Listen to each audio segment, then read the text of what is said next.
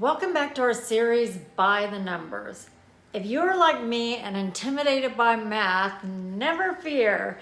If you know the measurements, you will go into your design project all the wiser. Today we are going to talk about how your end tables, cocktail tables, and consoles relate to your upholstered goods. You will notice in this living room, for a home we furnished in Port Aransas, we chose to have mismatched end tables at each end of this sectional. They work together visually since they are of a similar height in relation to each other. Ideally, you want your end tables to be no more than 4 inches shorter than the arms on your sofa or chair that is paired with the end table. If the end table is taller than the arm on your sofa, it should be no more than 2 inches taller. I personally prefer that the height on my end table be lower than the arm of the upholstered piece paired with it, but sometimes you will just find that perfect end table that is a little taller.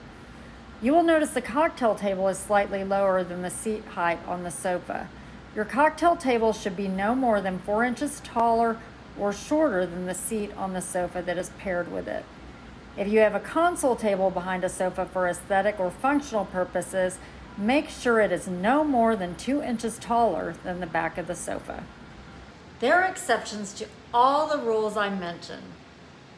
The rules should not be broken though unless you are experienced in breaking them, or perhaps there's a reason. The technical side of interior design is just as important as the aesthetic side. If you get the numbers wrong, chances are the room will just feel off. Now we can't have that now, can we? Join us next week and we will talk about how the numbers apply to the headboard of your bed. Are you learning something you didn't know before? If so, we would love to hear from you. Comment and tell us more.